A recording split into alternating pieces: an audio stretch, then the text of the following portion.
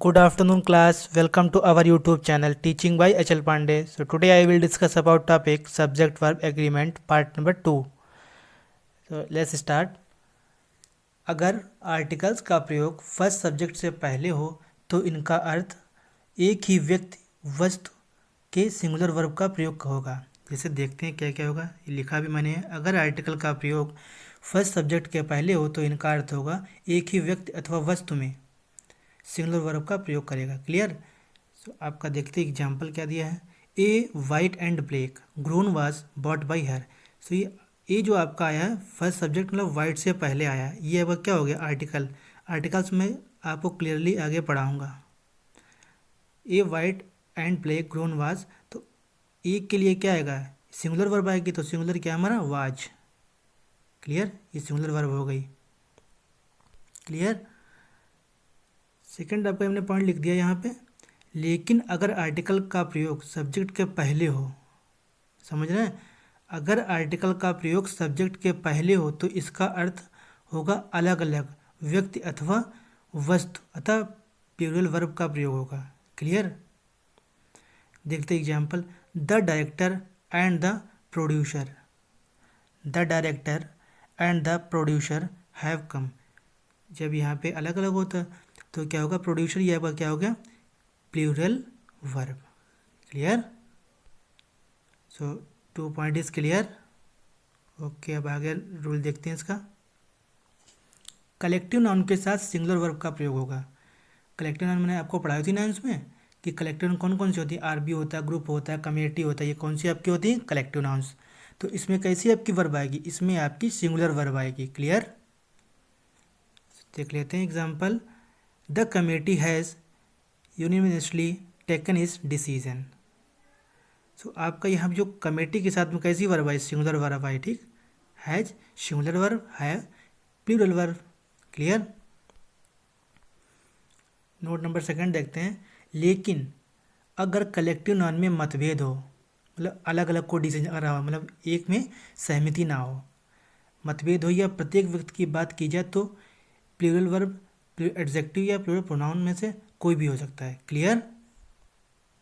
तो देख लेते हैं कि क्या क्या यहाँ पे है। हमारा एग्जाम्पल दिया है, the jury are divided in their opinion. मतलब जो जूरी है, जो प्रोग्राम्स होते हैं तो उसमें 4-5 लोग बैठते हैं तो वही उसी को क्या बोलते हैं, जूरी बोलते हैं। क्लियर।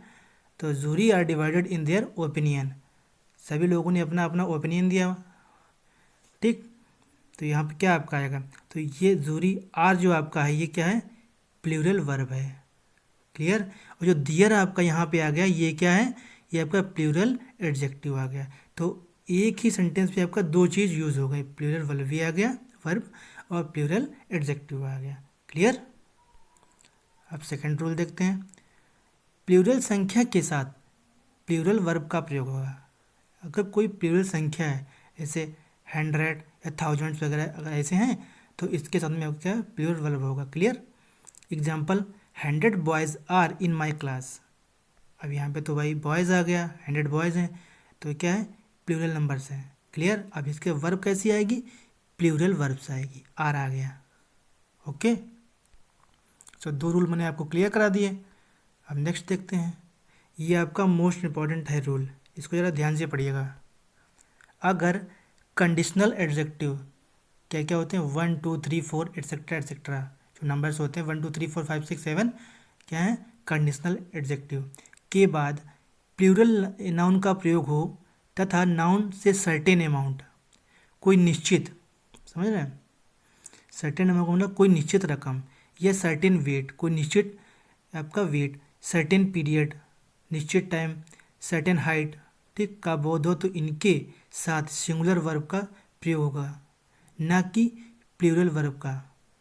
अगर अगर ये आपको सर्टेन वाले दिए हैं तो इनके साथ कैसा आएगा सिंगुलर वर्ब। अब बस इतना याद रखिए, अगर कोई सर्टेन चीज़ आती है तो आप क्या करेंगे सिंगुलर वर्ब यूज़ करेंगे, और अगर प्लूरल वर्ब का अगर प्लूरल संख्या को सिंगुलर यूनिट के रूप में प्रयोग करें तो सिंगुलर वर्ब आएगा।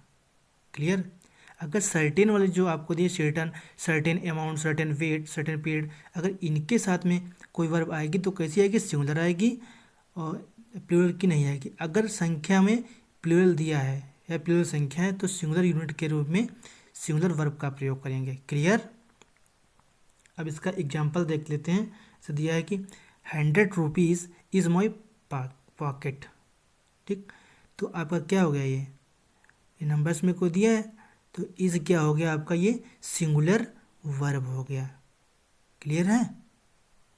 ओके, अभी ये नोट ऑफ डिफरेंसेस लिखा मैंने, इसको ज़रा ध्यान से पढ़िएगा। क्या इसमें डिफरेंस है। 5000 rupees is a handsome amount, तो उसके रुपए हाथ में 500 रुपये कुछ थे।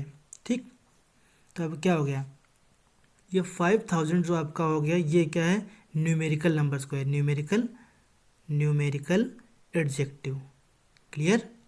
और जो रुपीज़ आपका क्या हो गया, ये आपका हो गया प्लूरल नाउन हो गया। ओके, और इज जो आपका हो गया, इज जो है आपका, ये आपका सिंगुलर वर्ब हो गया। क्लियर। 5000 आपका क्या है, न्यूमेरिकल एडजेक्टिव, और जो आपका ये रुपीज़ है प्लूरल नाउन है, इज क्या है, सिंगुलर वर्ब है। क्लियर। सो डिफरेंस जो पॉइंट था वो भी मैंने आपका क्लियर कर दिया है। अब रूल नंबर आगे देख लेते हैं। अगर relative pronoun who wish that etcetera के द्वारा सब्जेक्ट को एक वर्ब से जोड़ा जाए तो सब्जेक्ट के अनुसार होना चाहिए। रिलेटिव प्रोनाउन का एब्टेंसेंट नहीं होना चाहिए, एंटीसीडेंट। क्लियर। ये जरा आपका यहाँ पे तो गड़बड़ लग गया, यहाँ पे एंटीसीडेंट होगा, ये बी नहीं आएगा आपका। ठीक, एंटीसीडेंट हो। फिर से मैं आपको बता रहा हूँ, अगर एक relative pronoun who wish that etcetera के द्वारा सब्जेक्ट को एक वर्ब से जोड़ा जाए तो सब्जेक्ट के अनुसार होना चाहिए, न कि रिलेटिव प्रोनाउन के अनुसार, यानी एंटीसीडेंट नहीं होना चाहिए। क्लियर।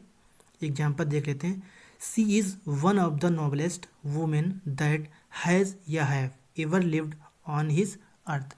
अब यहाँ पे आप बताइए, अगर ये आपका ये जुड़ा है तो बताइए कौन सा होगा, हैज़ होगा या इसका हैव होगा, कोई बताएगा मुझे।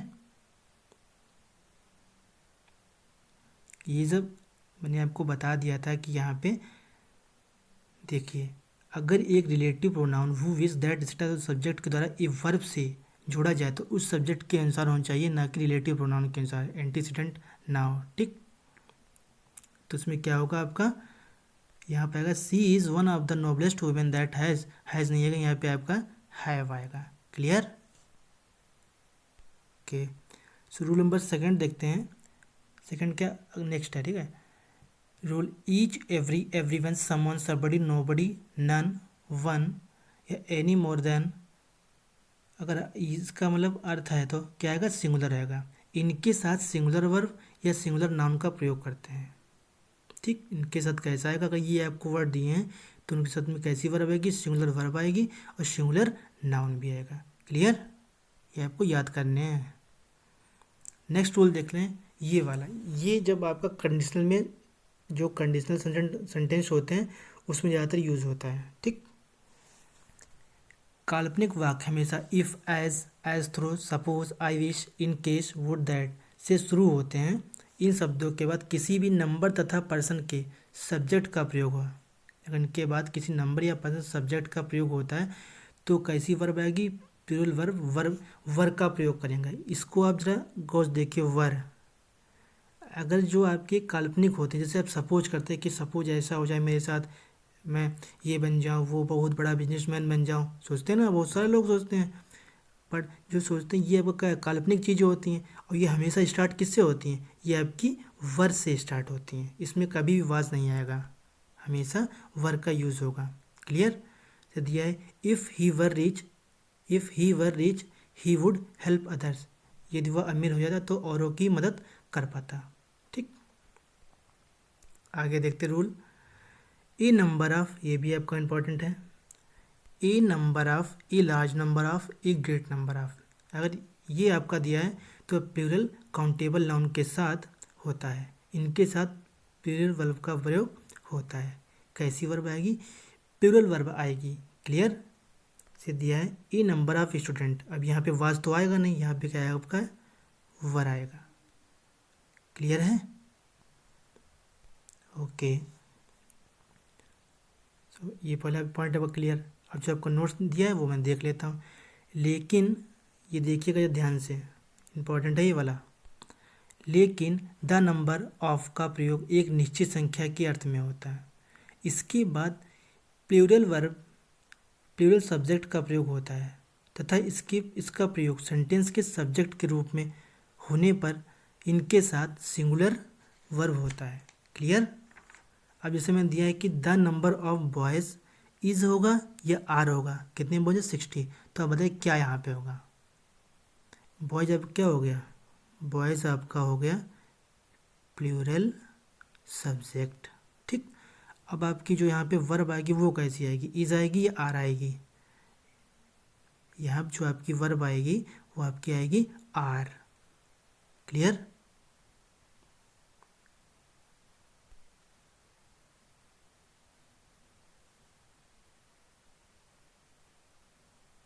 क्लियर है, किसी को डाउट। ये मैं आपको फिर से बता रहा हूँ, ये वाला द नंबर ऑफ बॉयज़, यहाँ जरा आप थोड़ा सा एक लीजिएगा, इज़ या आर 60, तो आप यह आप क्या आएगी कि सिंगुलर वर्ब आएगी ना, सॉरी ये मैंने आपका प्लूरल बता दिया, बट यहाँ पे आएगी सिंगुलर वर्ब, बता इज़ आएगी। क्लियर। यहाँ जो आपका आएगा आर नहीं आएगा, इज़ आएगा। ओके। सो आपको मैं सब्जेक्ट वर्ब एग्रीमेंट का पार्ट 2 भी कंप्लीट करा दिया है, और कल मैंने आपको पार्ट 1 पढ़ा दिया था। सो अगर किसी को डाउट हो तो मेरे कमेंट बॉक्स में कमेंट कर सकता है। अब इससे बाहर आपको सब्जेक्ट वर्ब एग्रीमेंट नहीं पढ़ना है। जो आपका बेसिक से एडवांस लेवल था पूरा मैंने कंप्लीट कर दिया 2 वीडियोज़ में। तो अगर सेशन आपको अच्छा लगा हो तो please like share and comment कर देना। Thank you for session. जय हिंद, जय भारत।